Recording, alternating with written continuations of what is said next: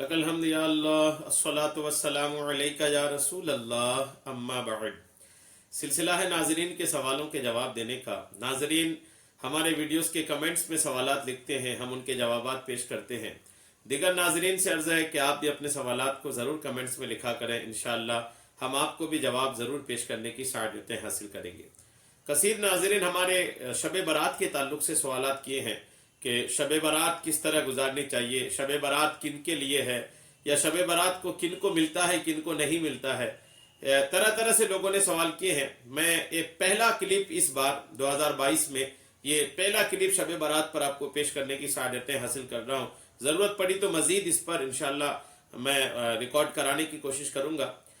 پہلا بیان آج یہ ہے کہ شب برات میں کس کو ملتا ہے کس کو نہیں ملتا ہے، یعنی شب برات کی رات اللہ تبارک و تعالیٰ اپنے کن بندوں کو عطا فرماتا ہے، اور کون سے اللہ کے بندے جو محروم رہ جاتے ہیں، نامراد رہ جاتے ہیں، جن کو کچھ نہیں ملتا، وہ کون لوگ ہیں۔ انشاءاللہ آج کے اس مختصر بیان میں آپ کو پیش کرنے کی سعادتیں حاصل کروں گا۔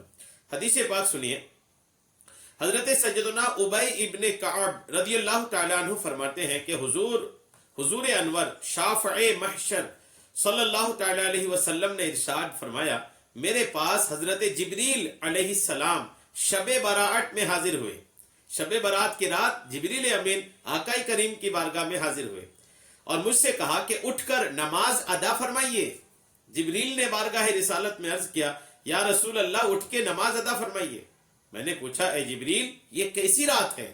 عرض کی، اے محمد صلی اللہ تعالیٰ علیہ وسلم، یہ وہ رات ہے کہ جس میں آسمان اور رحمت کے 300 دروازے کھول دیے جاتے ہیں۔ شب برات کی رات آسمان کے اور رحمت کے 300 دروازے کھول دیے جاتے ہیں۔ اللہ تعالیٰ کے ساتھ شریک ٹھہرانے والوں، آپس میں بغض و کینہ رکھنے والوں، شرابیوں اور بدکاروں کے علاوہ سب کی مغفرت کر دی جاتی ہے۔ کفر و شرک کرنے والے اور آپس میں بغض و حسد، جلس، کینہ رکھنے والے، شرابیوں اور بدکاروں کے علاوہ اللہ تبارک و تعالیٰ شب برات کی رات سب کی مغفرت فرما دیتا ہے۔ تو کون محروم لوگ ہیں؟ آپ نے دیکھا، آپس میں بغض نہ رکھیں، کفر و شرک نہ کریں، شراب نہ پیئے، بدکاری نہ کریں، یعنی یہ وہ لوگ ہیں جن کی مغفرت نہیں ہوتی۔ باقی سارے لوگوں کے شب برات کی رات مغفرت ہو جاتی ہے۔ ان لوگوں کی اس وقت تک مغفرت نہیں ہوگی جب تک کہ وہ سچی توبہ نہ کریں۔ کفر و شرک والے اپنے اس عمل سے توبہ کر لیں، بغض و کینہ رکھنے والے اس سے توبہ کر لیں، شرابی شراب سے توبہ کر لیں، بدکار بدکاری سے توبہ کر لیں، تب جا کر ان کی مغفرت ہوتی ہے۔ البتہ شراب کے جو عادی ہیں، جن کو شراب کی لت لگی ہے، شراب کے عادی کے لیے رحمت کے دروازوں میں سے ایک دروازہ کھلا چھوڑ دیا جاتا ہے یہاں تک کہ وہ توبہ کر لے۔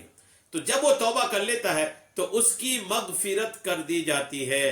اسی طرح کینہ رکھنے والے کے لیے بھی رحمت کے دروازوں میں سے ایک دروازہ کھلا چھوڑ دیا جاتا ہے یہاں تک کہ وہ اپنے ساتھی یعنی جس سے کینہ رکھتا ہے سے کلام نہ کر لے۔ جب وہ اس سے کلام کر لیتا ہے، گفتگو کر لیتا ہے، تو اس کی بھی مغفرت کر دی جاتی ہے۔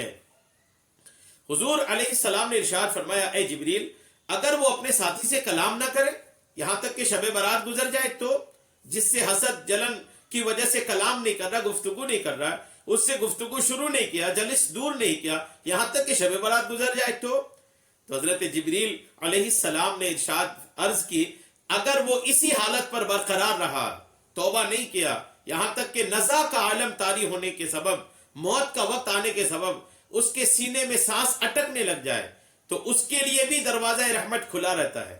اگر وہ موت سے پہلے کینہ مسلم سے توبہ کر لے تو اس کی توبہ قبول ہے۔ شب برات اگر گزر بھی جائے پھر بھی موت سے پہلے آدمی کینہ سے توبہ کر لے تو انشاءاللہ اس کی توبہ قبول ہوگی اور مغفرت کا حقدار ہوگا۔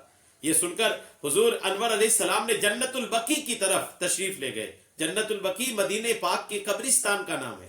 جنت البقیع کی طرف تشریف لے گئے اور سجدے میں جا کر ان الفاظ میں آقا کریم نے دعا مانگی، اعوذ بعفوک من عقابک واعوذ برضاک من سخطک واعوذ بک منک جل ثناؤک لا ابلغ الثناء علیک انت کما اثنیت علی نفسک، یعنی اے اللہ عز و جل، میں تیرے عذاب سے تیری معافی، تیری ناراضی سے تیری رضا اور تجھ سے تیری پناہ طلب کرتا ہوں۔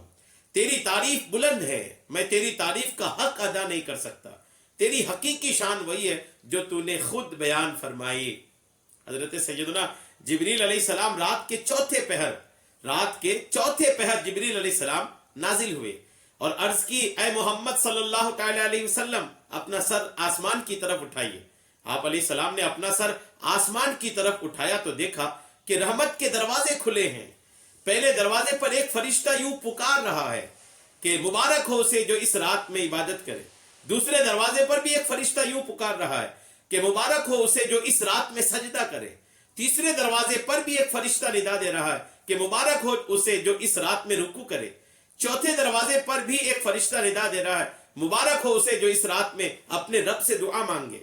پانچویں دروازے پر بھی ایک فرشتہ یوں صدا لگا رہا ہے کہ مبارک ہو اسے جو اس رات میں یعنی شب برات کی رات میں اپنے رب تعالیٰ سے مناجات کرنے میں مشغول ہو۔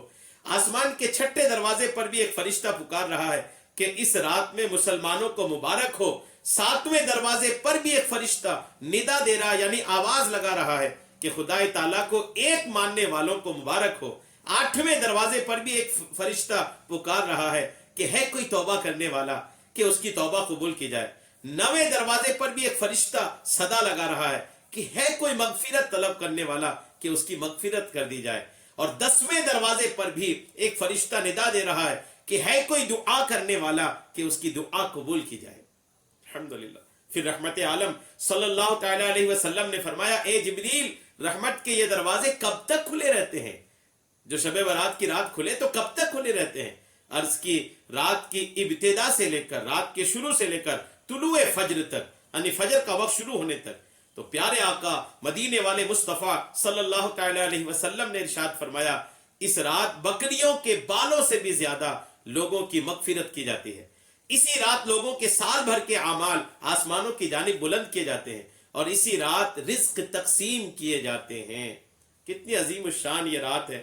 براعت دے عذاب قبر سے، نار جہنم سے، مہ شعبان کے صدقے میں کر فضل و کرم مولا۔ الحمدللہ۔ شعبان المعظم کے کیا کہنے۔ دیکھا آپ نے کہ اللہ عز و جل نے شعبان المعظم کے مہینے کو کس قدر شرافت و بزرگی عطا فرمائی ہے۔ بالخصوص 15 شعبان المعظم کی نور برساتی رات یعنی شب برات تو اس قدر عظیم الشان ہے کہ بارگاہ خداوندی سے مغفرت کے پروانے تقسیم کیے جاتے ہیں۔ جب یہ مبارک رات تشریف لاتی ہے تو دریائے رحمت اس قدر جوش میں آتا ہے کہ رب کائنات اپنے بندوں کے لیے رحمت کے 300 دروازے کھول دیتا ہے، اور اللہ کے معصوم فرشتے اس رات رکوع، سجود اور نفل عبادت کرنے، دعاؤں میں مشغول رہنے اور گریہ وزاری کرنے والوں کو فرشتے خوشخبریاں سناتے ہیں۔ اس عظیم رات کی عظمت کی وجہ سے نبی رحمت شفیع امت صلی اللہ تعالی علیہ وسلم نے 15 شعبان المعظم کی رات کبھی جنت البقیع کے قبرستان میں تشریف لے جاتے اور وہاں بارگاہ خداوندی میں سجدے کرتے، سجدے کی حالت میں گریہ وزاری فرماتے، اور کبھی دولت خانے ہی میں نوافل و دعا وغیرہ میں مشغول رہا کرتے تھے۔ غور کیجئے، آقا کریم علیہ السلام کی ان احادیث پاک سے سمجھ میں آیا کہ شب برات کی رات کن کو دیا جاتا ہے، کن کو نہیں دیا جاتا۔ تو خدا نہ کرے اگر جن کو محروم کیا جاتا ہے وہ عادتیں ہم میں سے کسی میں ہے تو توبہ کر لیں، اور توبہ کر کے پاک صاف ہو کر کے شب برات کا استقبال کریں، انشاءاللہ رحمتیں حاصل ہوگی۔ اللہ تبارک تعالی ہم سب کو سننے سے کہیں زیادہ عمل کی توفیق عطا فرمائے، آمین، بجاہ النبی الامین صلی اللہ تعالی علیہ وسلم۔